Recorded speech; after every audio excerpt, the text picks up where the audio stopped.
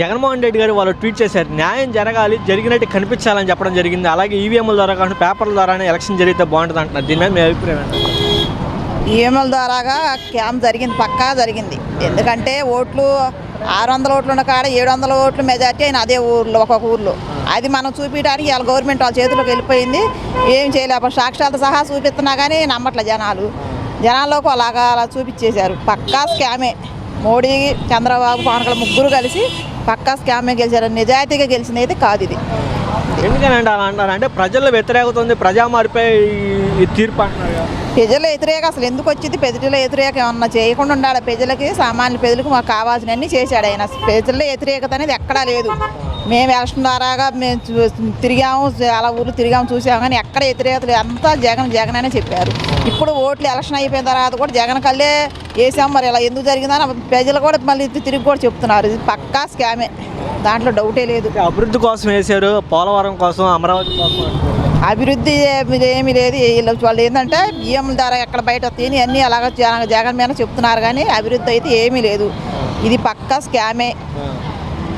ఆయన కేతిరెడ్డి చూపించాడుగా, అసలు మొత్తం చూపించి అంత వివరంగా చెప్పినా కూడా మరి గవర్నమెంట్ సైలెంట్గా ఉంది. మరి ఎక్కడ జరిగింది, మరి అన్ని తీయొచ్చుగా, తీస్తే వాళ్ళు బయటపడి కుదరదు. అందుకని చెప్పేసి సాక్ష్యాలు సహా చూపించినా కానీ వాళ్ళు నమ్మట్లేదు. ఇంకేం చెప్తారు? అది కానొత్తంగా ఏదైనా మోడీకి పైన ఉండాడు, చేపించేశాడు.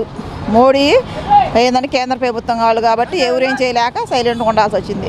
కొంతమంది జగన్మోహన్ రెడ్డి గారు ఫర్నిచర్ దొంగతనం చేశారని చెప్పడం జరిగింది. అసలు ఏది కాదు. అసలు వీళ్ళంతా పెద్ద వాళ్ళందరూ కలిశారు. జగన్ చేయాలని కావాలని చేశారు. కానీ చేస్తే అన్ని రోజులు 5 సంవత్సరాలు మళ్ళీ తర్వాత నెక్స్ట్ సారి ఖచ్చితంగా జగనే వచ్చేది. జగన్మోహన్ రెడ్డి గారు ట్వీట్ చేశారు, న్యాయం జరిగితే జరిగినట్టు కనిపించాలి అని చెప్పి, ఈవీఎంల ద్వారా కాకుండా పేపర్ ద్వారా జరిగితే బాగుంటుంది అని చెప్పడం జరిగింది. దీని మీద మీ అభిప్రాయం? నా అభిప్రాయం కూడా దాన్ని ఏకీభవిస్తానండి. దానికి ఈవీఎంలో 100% చాలా ఎంతో రిమోట్ ఏరియాలో ఉన్న ప్రజలకు కూడా అర్థమైపోయింది ఈవీఎంలు హ్యాక్ చేయబడి అనేసి. మరి దాని గురించి ఎవరు కూడా ఒక కోర్టు ద్వారా కూడా స్పందించినట్టు మాకైతే కనపట్ల. 100కి 200% మోసం జరిగిందండి కంపల్సరీగా. దాని మీద విచారణ జరిపించి తగిన న్యాయం చేస్తే బాగుంటుందని నాకే కాదు, చాలామంది ఒపీనియన్స్ అలాగే ఉన్నాయి. మరి అందరూ కూడా వాళ్ళ అభిప్రాయాలు వ్యక్తం చేస్తూనే ఉన్నారు కదా. అది పేపర్స్ ద్వారానే జరుగుతుందండి న్యాయం అనేది, అది కరెక్టే. అంటే అభివృద్ధి జరిగిన దేశాల్లో ప్రపంచంలో ఎక్కడా లేదు, మన భారతదేశంలో ఉందని. ఆ దేశాలు మనకి చాలా తేడా ఉందండి. మన న్యాయ వ్యవస్థ అంటే న్యాయ వ్యవస్థని అనొచ్చో అనకూడదో మరి, అయితే జరుగుతుంది అంటే ఎంతకన్నా డబ్బుకి న్యాయం అమ్ముడుపోతుంది చెప్పాలంటే. మరి ఇతర దేశాల్లో అలా లేదు కదా. అక్కడ చాలా పక్కాగా రూల్స్ అండ్ రెగ్యులేషన్స్ బాగా పాటిస్తున్నారు. మనకి ఇలా లేదు కదా మన ఇండియాలో. అవునండి, నేను అదే అనేది. వాళ్ళు చాలా సిన్సియర్గా ఉంటున్నారు, జెన్యున్గా ఉన్నారు కాబట్టి వాళ్ళకి అది జరుగుతుంది. మనకు అలా ఉందా? మన వ్యవస్థ ఎలా ఉంది? మన వ్యవస్థలో అంత అన్యాయమే కదా, అధర్మమే జయిస్తుంది. ధర్మం ఎక్కడ ఉంది చెప్పండి? దాన్ని బట్టి అక్కడికన్నా ఇక్కడ దాంతో కంపేర్ చేసుకుంటే మనం చాలా మారాలి మన దేశం, అవునా కాదా? చాలా మారాలి మన దేశం. దాంతో కంపేర్ చేసుకోవడం అనవసరం అండి. కొన్ని విషయాలు చేసుకోవచ్చు, టెక్నాలజీ పరంగా మన డెవలప్మెంట్ కోసం కొన్ని విషయాల్లో చేసుకోవచ్చు, కానీ కొన్ని విషయాల్లో మాత్రము మనకి న్యాయం అనేది లేదు. కుల రాజకీయాలు అయిపోయినాయి, న్యాయ వ్యవస్థ అనేది దిగజారిపోతుంది చెప్పాలంటే. దాన్ని బట్టి జగన్మోహన్ గారు చేసిన ట్వీటే సమంజసనీయము. సార్, న్యాయం జరగడం కాదు, జరిగినట్టు కనిపించాలని చెప్పి జగన్మోహన్ రెడ్డి గారు చెప్పడం జరుగుతుంది. ఈవీఎంల ద్వారా కాదు, పేపర్ ద్వారా ఓటింగ్ జరగాలంటారు సార్.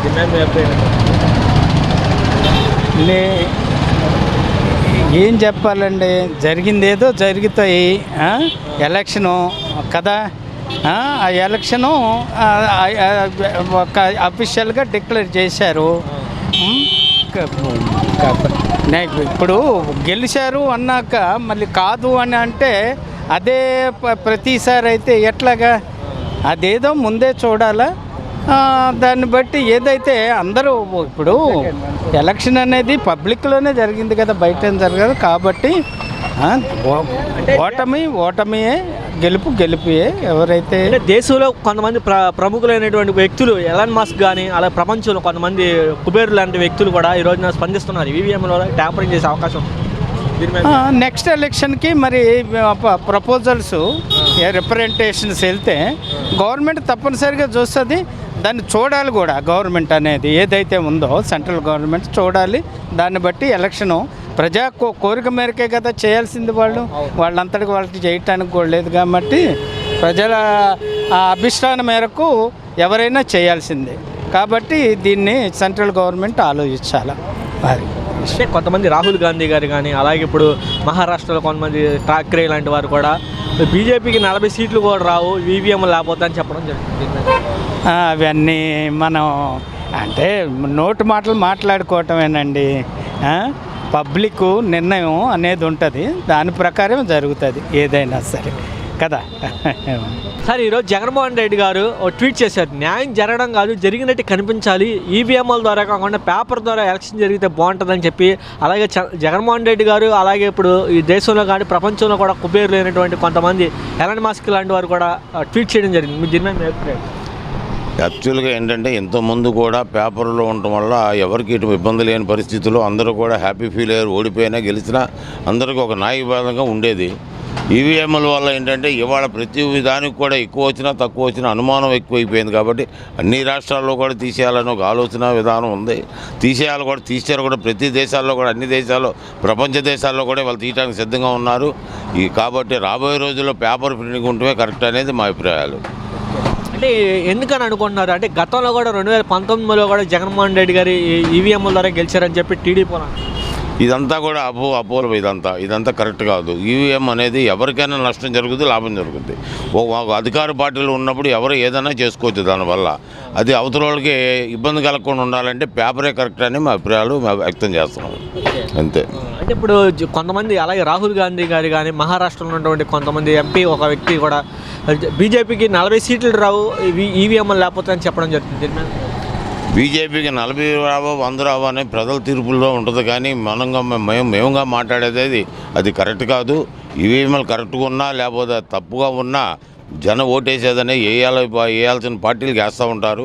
దాన్ని బట్టి ప్రజలు అనుకూలంగా తీర్పు వస్తే మటుకు ఒక విధంగా ఉంటుంది, అనుకూలం కాకపోతే ఒక విధంగా ఉంటుంది ఈవీఎంల వల్ల. కాబట్టి పేపర్ అయితే అందరికీ అనుకూలంగా ఉంటుంది. కాబట్టి పేపర్ రావడమే కరెక్ట్ అనేది మా అభిప్రాయం తెలియపరుస్తున్నాం. జగన్మోహన్ రెడ్డి గారు కానీ అలాగే రాహుల్ గాంధీ గారు కానీ మహారాష్ట్ర ఒక ఎంపీ కానీ వీళ్ళంతా కూడా ఈవీఎంల ద్వారా కాదు పేపర్ ద్వారా జరిగితే బాగుంటుందని అంటారు. వాళ్ళు పిచ్చోళ్ళే, వదిలేసి వాళ్ళే మాట్లాడిన వాళ్ళు పిచ్చోళ్ళు. ఈవీఎంలు ఎలాగవుతాయి ట్యాపరింగ్? 240కి 500 రావాలి వాళ్ళకి ట్యాపరింగ్ చేస్తే, మాట వరుసకి చెబుతున్నా.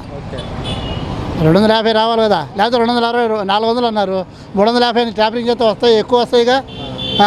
అలా మాట్లాడకూడదు. మరి ఇదివరకు వాడు వచ్చాడు, చంద్రబాబు నాయుడు పోయాడు, మరి అది ట్యాపరింగేనా?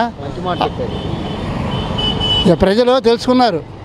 ప్రజలు తెలుసుకొని ఎవరికి ఓట్లు ఎలా వేయాలో అలా వేశారు, అంతేగాని ఇవన్నీ ట్యాపరింగ్, ఇవన్నీ మోసాలు ఎంతకాలం చేస్తారు ఎవరైనా సరే? న్యాయం జరిగినట్టు ఉండాలి కానీ జరిగినట్టు కనిపించాలంటున్నారు.